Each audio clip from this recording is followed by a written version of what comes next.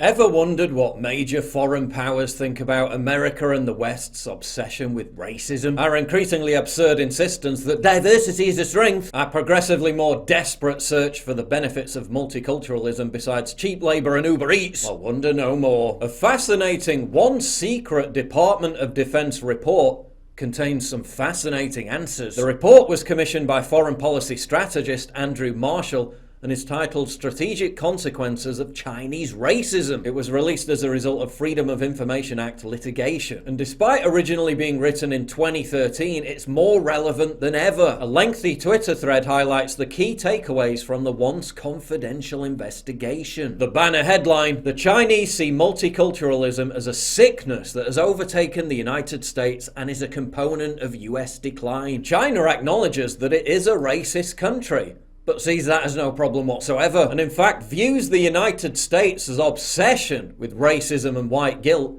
as a, quote, strategic vulnerability. China once respected the United States because it was unicultural and, quote, defined by the centrality of Anglo-Protestant culture. What defines America now?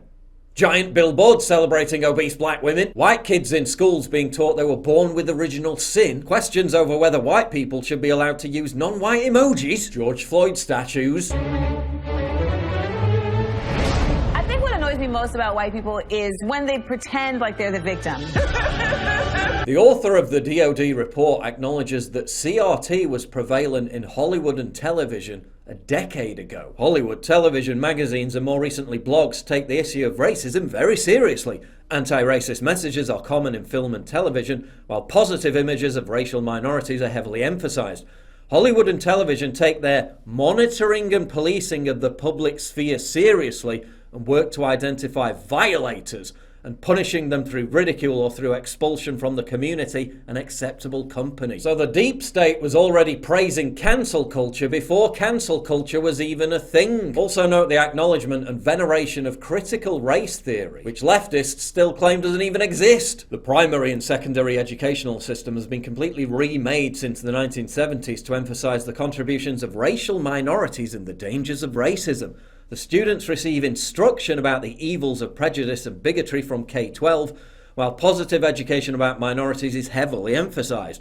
For the American student today, anti-racism and minority history months are as much a part of his primary and secondary education as instruction in mathematics, government, or physical education. The author then notes how racism, xenophobia, and ethnocentrism as an innate survival mechanism isn't unique to the Chinese, but in fact represents, quote, common behaviors found worldwide and universally. The report comments on how the Chinese, specifically the Han, view themselves as, quote, a single pure race, and that their worldview is predicated on the idea that, quote, the greatest force is common blood. Unlike Westerners, the Chinese strongly believe the Maoist assertion that national unity is dependent not just on cultural values, but on, quote, biological continuity. The DoD author notes that the Chinese embrace racism not just as an innate reflexive mindset, but as a source of great strength, and that's, quote, a huge advantage for the Chinese over the West. According to Chinese thinking, quote, racism is a Western problem, the artifact of Western history and Western culture, and it must be said, a Western obsession. It is also a Western weakness. The obsession with race and race guilt introduces a vulnerability into Western societies that many non-Western peoples have exploited. More importantly, it has led to a loss of confidence in the West, in its identity, while fracturing its cohesion. Chinese racism towards people with darker skin colours is contrasted by their genetic exaltation of white people, which is why the phenomenon of Chinese women seeking out white men for procreation continues to be a strong trend. On the flip side, their view of black people is that they're, quote, ugly, uncivilized, and have a low degree of intelligence. Elsewhere in the document, it's explained how the Chinese view blacks as, quote, prone to crime, particularly violent crime. This racist doctrine was also evident when Air China published an edition of their official magazine which warned Chinese tourists about visiting London. Quote, London is generally a safe place to travel. However, precautions are needed when entering areas mainly populated by Indians, Pakistanis and black people. This racist view also informs Chinese commercial expansion into Africa, with the Chinese believing they have the right to exploit Africans due to their perceived superior racial heritage. The Chinese are perplexed that the West has abandoned the American creed in favor of, quote, an explicitly multiracial, multicultural society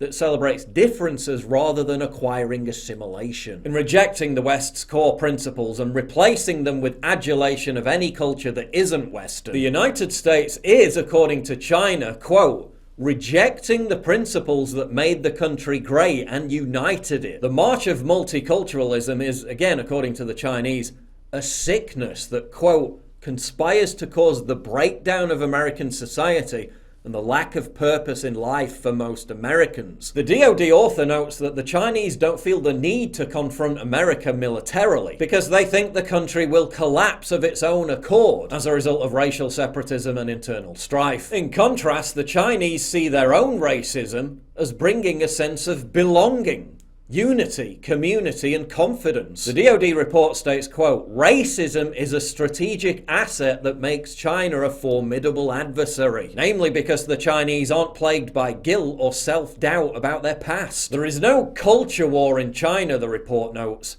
because the Chinese aren't ashamed to be Chinese. Quote, this gives the Chinese government a considerable advantage as a unicultural state in competition with the multicultural United States. Another part I found interesting was where the DoD author reveals that the Chinese are oppressing and eliminating the Uyghurs through replacement migration by resettling Han Chinese in the region. Which, when anyone suggests that might be happening in the West, they're put on a par with Anders Breivik. The report concludes by recommending that the US go to great lengths to point out that China is a racist state and that the US is a tolerant, open society that isn't racist. Well, they didn't take that advice, did they? For years, and particularly since 2020, US political leaders have thrown their own country under a bus, insisting that yes, the United States is indeed a systemically racist country. The belief that America will ultimately collapse as a result of racial violence and tumultuous culture war animosity is also shared by Russia. As I highlighted in a previous video, a prevailing view in the Kremlin is that interethnic conflict in the United States will lead to white Americans fleeing to other countries. In response to all this, the American State Department claims that China and Russia are deliberately weaponizing the narrative that wokeism is fueling the decay of the West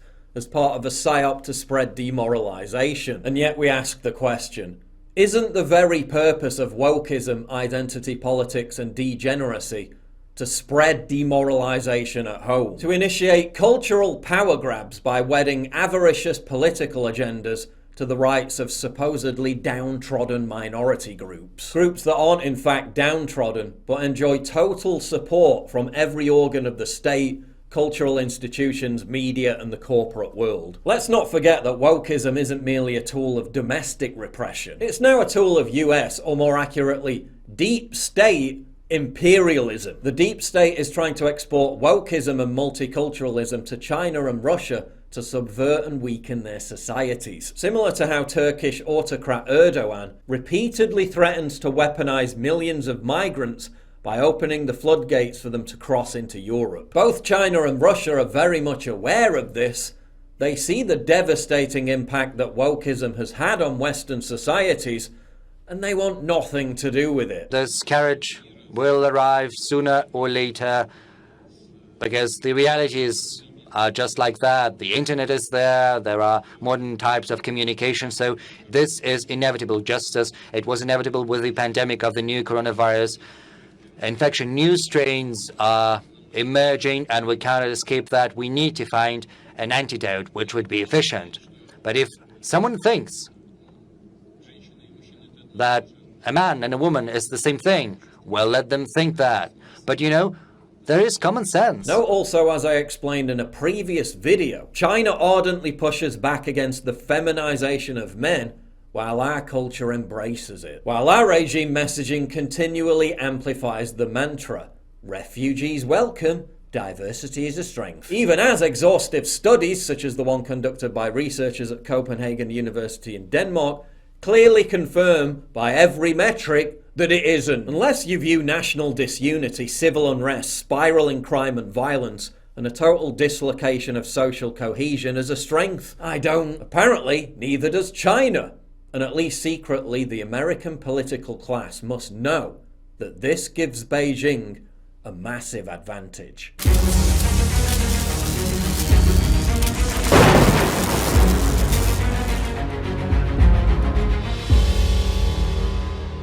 It's absolutely crucial for you to help me fight the war on free speech by supporting me via Subscribe Star, link in description, and also signing up for my free newsletter at summit.news/newsletter.